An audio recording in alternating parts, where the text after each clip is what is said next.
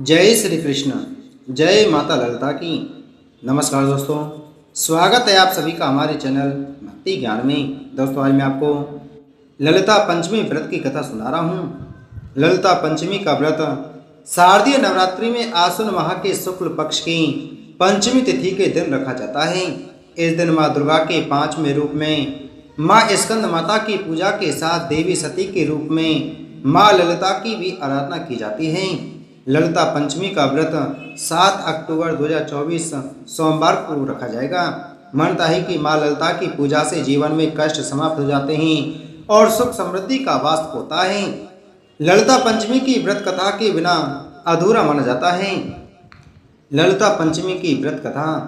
पुराण कथा के अनुसार देवी सती के पिता राजा दक्ष प्रजापति ने एक भव्य यज्ञ का आयोजन किया था। इसमें भगवान शिव के अलावा सभी को आमंत्रित किया गया। यज्ञ में जाने से पति के रोकने के बावजूद देवी सती वहां पहुंच गई। जहां देवी सती ने अपने पति शिव का तिरस्कार होते देखा। राजा दक्ष भोलेनाथ की निंदा कर रहे थे। इससे क्रोधित होकर देवी सती ने अग्नि कुंड में कूदकर अपने प्राण त्याग दिए। देवी सती के वियोग में भोलेनाथ उनकी पार्थिव देह को उठा लिया और उन्मत्त होकर इधर उधर घूमने लगी। शंकर जी की इस स्थिति से संसार का संतुलन बिगड़ गया। चारों ओर हाहाकार मचने लगा। भोलेनाथ का मोह भंग करने के लिए विवश होकर भगवान विष्णु को सुदर्शन चक्र से सती के देह को विभाजित करना पड़ा।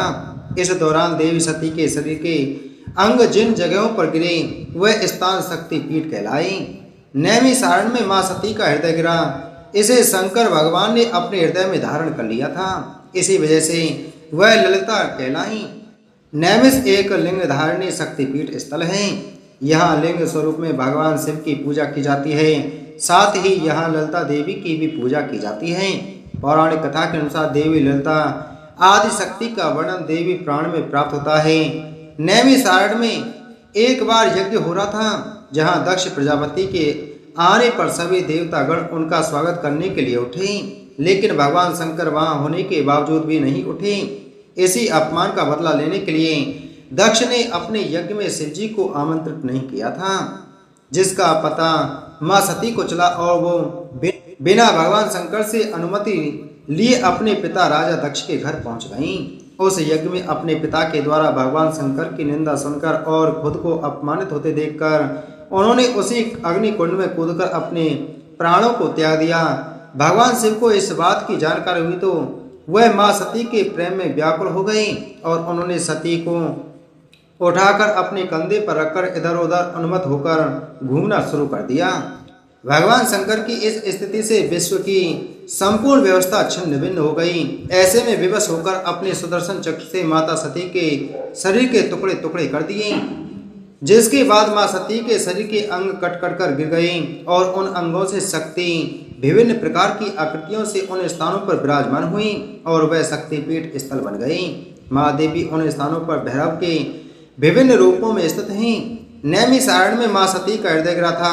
नैमिष एक लिंग धारणीय शक्तिपीठ स्थल है, जहाँ लिंग स्वरूप में भगवान शिव की भी पूजा होती है और यही माँ ललिता देवी का मंदिर भी है, जहाँ दरवाजे पर ही पंचप्रयाग तीर्थ विद्यमान है।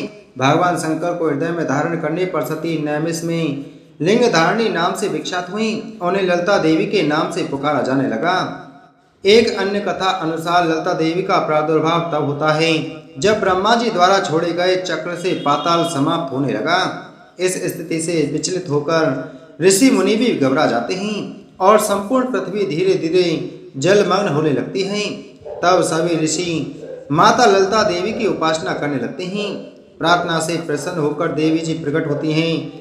इस प्रकार विष्णु विनाशकारी चक्र को थाम लेती हैं। सृष्टि पुनः नव जीवन को पाती है।